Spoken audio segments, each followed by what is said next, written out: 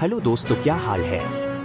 आज तारीख है 9 सितंबर, दिन सोमवार, हिंदी तिथि शुक्ल षष्ठी। और आइए बात करते हैं आज की मुख्य समाचार में दिन भर की 30 बड़ी खबरों पर नजर डालते हैं। जितना बड़ा गुंडा, सपा में उसका उतना बड़ा ओहदा। सुल्तानपुर एनकाउंटर पर सीएम योगी का अखिलेश को जवाब। उत्तर प्रदेश के सुल्तानपुर एनकाउंटर पर समाजवादी पार्टी मुखिया अखिलेश यादव और मुख्यमंत्री योगी आदित्यनाथ आमने सामने नजर आ रहे हैं। मुख्यमंत्री योगी ने अखिलेश यादव को करारा जवाब देते हुए कहा है कि समाजवादी पार्टी के राज में जितना बड़ा गुंडा होता था, उसे उतना ही बड़ा ओहदा मिलता था। सुल्तानपुर में डकैती के एक आरोपी को 5 सितंबर को पुलिस एनकाउंटर में गोली लगने से मौत के मामले में मजिस्ट्रियल जांच के आदेश जिला प्रशासन की तरफ से दिए गए हैं।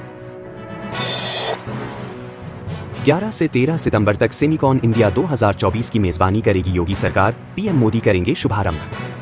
योगी सरकार उत्तर प्रदेश को सेमीकंडक्टर मैन्युफैक्चरिंग का हब बनाने के लिए निरंतर प्रयास कर रही है और इसी क्रम में उत्तर प्रदेश 11 से 13 सितंबर तक ग्रेटर नोएडा के इंडिया एक्सपो मार्ट में सेमिकॉन इंडिया 2024 की मेजबानी करने जा रहा है।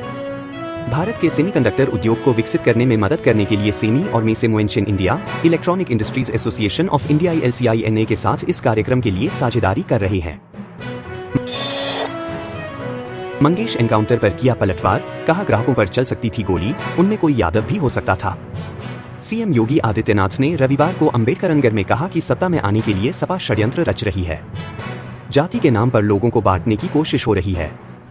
सीएम बोले कि सपा सरकार में जो जितना बड़ा गुंडा होता था, उसको उतना बड़ा ओहदा मिलता था। सीएम हिडी पकड़िया में 12 अरब 31 करोड़ रुपए से जुड़ी परियोजनाओं के लोकार्पण और शिलान्यास समारोह को संबोधित कर रहे थे। उन्होंने कहा कि हम विकास, सुरक्षा और खुशहाली ला रहे, जबकि सपा और कांग्रेस को सिर्फ माफियाओं की फिक्र रहती है। बिल्डिंग हादसे पीड़ित से मिलने पहुंचे सीएम योगी, बिल्डिंग मालिक के खिलाफ एफआईआर दर्ज।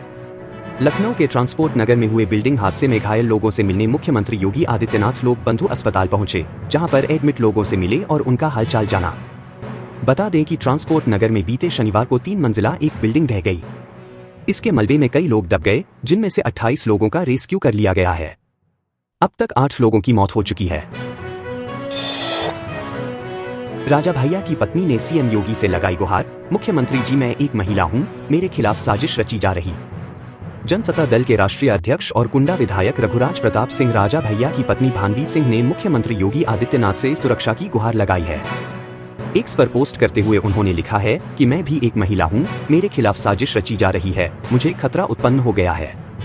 भानवी सिंह ने पोस्ट के माध्यम से मुख्यमंत्री को अपना आदरणीय बताते हुए लिखा है कि आप राज्य के मुखिया होने के नाते किसी से भी मिल सकते हैं। गोमती बैराज में मिला मासूम नशरा का शव, बुधवार को बारिश के दौरान नाली में फिसलकर गिर गई थी। राजधानी लखनऊ के वजीरगंज के मलाही टोला में बुधवार दोपहर नाले में गिरी मासूम नशरा का शव रविवार शाम को गोमती बैराज के पास मिला है। 2 दिन तक बच्ची का पता नहीं चलने पर शनिवार को एसडीआरएफ ने सर्च ऑपरेशन बंद कर दिया था। शनिवार को परिजनों के कहने पर नगर निगम ने फिर से घटनास्थल से लेकर आगे तक जगह नालों में कर्मचारी उतारकर नशरा की तलाश कराई, पर मायूसी हाथ लगी। रविवार को गोमती बैराज पर उसका शव बरामद हुआ है। वियतनाम में कल तूफान यागी के कारण 14 लोगों की मौत, 176 घायल। वियतनाम की मौसम विज्ञान एजेंसी ने आज तूफान के पश्चिम की ओर बढ़ने से तूफान की तीव्रता में कमी आने की संभावना जताई है। हालांकि बाढ़ और भूस्खलन की चेतावनी जारी की गई है। यागी को हाल के दशक में वियतनाम में आए सबसे भीषण तूफानों में से एक बताया जा रहा है। तूफान के कारण उत्तरी वियतनाम में 30 लाख से ज्यादा लोग बिना बिजली के रह रहे हैं। सरकारी सूत्रों के अनुसार लगभग 3,300 इमारतें, 1,20,000 हेक्टेयर फसलें, बड़ी संख्या में फलदार वृक्ष और जलीय कृषि को नुकसान पहुंचा है। जिस युवती के गोरे रंग पर हुआ फिदा, शादी के बाद असली शक्ल देख उड़े होश, अब तोड़ना चाहता है रिश्ता। कहते हैं शादी में थोड़ा बहुत झूठ घर बसाने के लिए चलता है, पर थाना सिकंदरा निवासी लड़की पक्ष को लड़के पक्ष से झूठ बोलना भारी पड़ गया। लड़के ने लड़की के काले रंग के कारण उसे अपने साथ रखने से मना कर दिया। मामला परिवार परामर्श केंद्र पहुंचा तो काउंसलर डॉक्टर सतीश खिरवार ने काउंसलिंग कर लड़के पक्ष को समझा, अगली तारीख दी। काउंसलर डॉक्टर सतीश ने बताया कि लड़के का आरोप है कि शादी से पहले मेकअप करके ही लड़की को दिखाया गया। भरे बाजार में किशोर को पीट पीट कर किया लहूलुहान, सीसीटीवी कैमरे में कैद हुई मनबढ़ों की करतूत। बलिया जिले के सिकंदरपुर कस्बे के न्यू मार्केट बेलाल कटरा स्थित हिंदुस्तान फिटनेस जिम के पास 12 से अधिक संख्या में दबंगों ने एक किशोर को बेरहमी से मारपीट कर लहूलुहान कर दिया। घटना आसपास के सीसीटीवी कैमरे में कैद हो गई। उधर युवकों को मारते पीटते देख बाजार में हड़कंप मच गया। करीब 5 मिनट तक चले इस घटनाक्रम का वीडियो सोशल मीडिया पर तेजी से वायरल हो रहा है। गांव पहुंचा 10 फीट लंबा अजगर, ग्रामीणों ने दिखाई हिम्मत, पकड़कर वन विभाग की टीम को सौंपा। उत्तर प्रदेश के आगरा में शनिवार को 10 फीट लंबा अजगर नदी की तरफ से गांव पहुंच गया। गांव में एक बकरी को अपना निवाला बना लिया। लोगों ने देखा तो गांव में अफरा तफरी मच गई। मौके पर लोगों की भीड़ लग गई। सूचना वन विभाग की टीम को दी गई। इधर ग्रामीण अजगर को पकड़ने में जुट गए। जब तक वन विभाग की टीम पहुंचती, ग्रामीणों ने अजगर को पकड़ लिया था। टीम के गांव पहुंचने पर उसे उसके सुपुर्द कर दिया। टीम उसे अपने साथ ले गई। घटना खेरागढ़ कस्बा स्थित पुरानी तहसील के समीप की है। रुक रुक कर हो रही वर्षा से भरभरा कर गिरा मकान, मलबे में दबकर बालिका की मौत, परिवार में छाया मातम। जलाली कस्बे के वार्ड संख्या 1 में मिट्टी से खड़ी की गई ईंटों की दीवार पर गाटर पत्थर से बनी छत का एक मंजिला मकान 7 सितंबर दोपहर अचानक भरभरा कर गिर गया। इस दौरान कमरे में सो रही बालिका की मलबे में दबकर मौत हो गई, जबकि लाखों रुपए का घरेलू सामान भी बर्बाद हो गया। सूचना पर देर शाम पहुंची राजस्व विभाग की टीम जांच पड़ताल कर वापस लौट गई। तेजी से बढ़ रहा बुखार का प्रकोप। जिला अस्पताल में 29 मरीज किए गए भर्ती, ओपीडी में पहुंचे 1045। उत्तर प्रदेश के मैनपुरी में बुखार के मरीजों की संख्या तेजी के साथ बढ़ रही है। जिला अस्पताल में मरीजों की भीड़ देखी जा रही है। शनिवार को अस्पताल में बुखार से पीड़ित 29 मरीज भर्ती कराए गए। सांस लेने में दिक्कत के चलते 7 मरीजों को हालत बिगड़ने पर मेडिकल कॉलेज सैफई के लिए रेफर किया गया। महाराजा तेज सिंह जिला अस्पताल में सुबह से ही मरीजों की भीड़ देखी गई। पहाड़ से मैदान तक बदला मौसम, देहरादून और यमुनोत्री में झमाझम बारिश। उत्तराखंड के पहाड़ी इलाकों में देर शाम मौसम ने करवट बदली। बड़कोट तहसील क्षेत्र में चटक धूप के बीच अचानक झमाझम बारिश शुरू हो गई। यमुनोत्री धाम सहित खरसाली गांव, जानकी चट्टी, नारायणपुरी, फूलचट्टी क्षेत्र में बारिश हो रही है।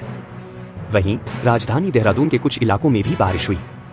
वहीं मौसम विज्ञान केंद्र ने पर्वतीय जिलों के कुछ इलाकों में तेज बारिश का येलो अलर्ट जारी किया है, जबकि मैदानी जिलों में मौसम शुष्क रहने से तापमान में इजाफा देखने को मिल सकता है। दयानंद आश्रम घाट पर गंगा में बहा हरियाणा का पर्यटक, तलाश में जुटी एसडीआरएफ, नहीं लगा कोई सुराग। हरियाणा से ऋषिकेश आया एक पर्यटक रविवार सुबह गंगा में बह गया। एसडीआरएफ पर्यटक की तलाश में जुटी है, लेकिन अब तक उसका कोई सुराग नहीं मिल सका है। जानकारी के अनुसार वरदान राजन पुत्र श्रीनिवासन गोपालन, सिटी फेस 2 गुड़गांव हरियाणा अपने साथियों के साथ दयानंद आश्रम आए थे। सुबह वह स्नान के लिए घाट पर चले गए। इस दौरान वह अनियंत्रित होकर गंगा में गिर गए और कुछ ही देर में तेज बहाव में बह गए। सूचना पर जल पुलिस व एसडीआरएफ टीम पर्यटक की खोज में जुट गई। परिजनों को सूचित कर दिया गया है। पानी की निकासी को लेकर भरतपुर अलवर स्टेट हाईवे पर लगाया जाम, 2 किमी तक लगी वाहनों की कतारें। जिले में लगातार हो रही बारिश के कारण जगह जगह जल भराव के चलते आम जनजीवन बेहाल है। जल भराव वाले क्षेत्रों से पानी की निकासी को लेकर लोगों ने आज भरतपुर अलवर स्टेट हाईवे पर जाम लगा दिया। 1 घंटे तक चले इस जाम के कारण वाहनों की 2 किमी तक लंबी कतार लग गई। गौरतलब है कि 2 दिन पहले भी इसी समस्या को लेकर जाम लगाया गया था। लगातार बारिश के चलते आम जनजीवन अस्त व्यस्त हो गया है। शहर और गांवों में सभी जगह जल भराव की स्थिति पैदा हो गई है। बरसाती नाले में डूबने से वृद्धा की मौत, सिविल डिफेंस की टीम ने कड़ी मशक्कत के बाद निकाला शव। सूरवाल थाना क्षेत्र के कौशाली गांव में आज बरसाती नाले में डूबने से एक वृद्ध महिला की मौत हो गई। मृतक महिला का नाम 62 वर्षीय कैलाशी देवी मीना है। सूचना पर सूरवाल थाना पुलिस सिविल डिफेंस की टीम के साथ मौके पर पहुंची, जहां सिविल डिफेंस की टीम ने बरसाती नाले से महिला के शव को कड़ी मशक्कत के बाद बाहर निकाला। जानकारी के मुताबिक कैलाशी देवी गांव के नाले पर किसी काम से गई थी। इसी के दौरान उसका पैर फिसल गया और वह नाले के गहरे पानी में गिर गई। 11,000 लड्डुओं के भोग के साथ हवन में 3,100 लड्डुओं की आहुति। गणेश चतुर्थी पर हुआ भव्य आयोजन। जिले में गणेश चतुर्थी महोत्सव धूमधाम से मनाया जा रहा है। घरों और मोहल्लों में भगवान गणपति की प्रतिमाएं स्थापित की गई हैं, वहीं मंदिरों में पूजा अर्चना का दौर जारी है। शहर में स्थित हजारेश्वर महादेव मंदिर में इस मौके पर भगवान गणपति की पूजा कर हवन किया गया, जिसमें 11,000 लड्डुओं का भोग लगाया गया। इसके अलावा 3,100 लड्डुओं से हवन में आहुतियां देकर क्षेत्र में खुशहाली के लिए कामना की गई। सहरसा में कोसी नदी के कटाव ने सरकारी विद्यालय को निगला, ग्रामीणों में भय और चिंता। सहरसा जिले के नवहट्टा प्रखंड के हैहाटी पंचायत में स्थित राजकीय बुनियादी विद्यालय रविवार को कोसी नदी के कटाव में पूरी तरह से विलीन हो गया। 2 मंजिला विद्यालय भवन और उससे सटे रसोई घर को नदी ने अपनी लहरों में बहा लिया। विद्यालय की स्थापना 1950 में की गई थी, जब हाटी के निवासी और वर्तमान में डीएम के पद पर कार्यरत आरटी सिंह ने अपने गांव के बच्चों की शिक्षा के लिए जमीन दान की थी। ट्रांसपोर्ट नगर में ढही 3 मंजिला इमारत, कारोबारी समेत 8 की मौत, 24 घायल, अभी भी चल रही है खुदाई। ट्रांसपोर्ट नगर में शनिवार शाम बारिश के दौरान शहीद पथ किनारे स्थित एक इमारत, हरमिलाप टावर, भरभराकर जमीन दोज हो गया। हादसे में एक कारोबारी समेत 8 की मौत हो गई। मलबे में दबे 20 से अधिक लोगों को निकालकर अस्पतालों में भर्ती कराया गया है। इनका इलाज जारी है। मलबे में अभी कई और लोगों के दबे होने की आशंका है। एनडीआरएफ, एसडीआरएफ, दमकल और पुलिस की टीमें राहत बचाव कार्य में जुटी हैं। आरजी कर मामले में न्याय की मांग लेकर सड़क पर रिक्शे वाले, आमजन सहित कुम्हारों ने भी निकाला मार्च। कोलकाता के अस्पताल में महिला डॉक्टर के दुष्कर्म और हत्याकांड का मामले में विरोध प्रदर्शन लगातार बढ़ता ही जा रहा है। चिकित्सकों के साथ आमजन भी जोर शोर से इसे लेकर किए जा रहे आंदोलन में हिस्सा ले रहे हैं। इस बीच रविवार को कोलकाता में भाजपा ने विरोध जताया। केंद्रीय मंत्री शांतनु ठाकुर भी एस्प्लेनेड इलाके में बीजेपी के विरोध प्रदर्शन स्थल पर पहुंचे। डीआरडीओ प्रमुख बोले, भविष्य के युद्धों के लिए देश को अंतरिक्ष क्षेत्र में बढ़ानी होंगी क्षमताएं। रक्षा अनुसंधान एवं विकास संगठन डीआरडीओ के प्रमुख समीर वी कामत ने कहा कि पहले युद्ध जमीन, वायु और समुद्र में लड़े जाते थे, लेकिन अब साइबर, सूचना और अंतरिक्ष क्षेत्र भी महत्वपूर्ण हो गए हैं। उन्होंने बताया कि जिन देशों के पास इन क्षेत्रों में विशेषज्ञता होगी, वे भविष्य की लड़ाइयों में बढ़त हासिल करेंगे। उन्होंने कहा कि अंतरिक्ष एक ऐसा महत्वपूर्ण क्षेत्र है जिसमें देश को अपनी विशेषज्ञता और तकनीकी क्षमताएं बढ़ानी होंगी। दोस्तों, अगर आप वीडियो पसंद करते हैं तो वीडियो को लाइक करें और चैनल को सब्सक्राइब करें और आप अपने जिले का नाम कमेंट बॉक्स में जरूर लिखें।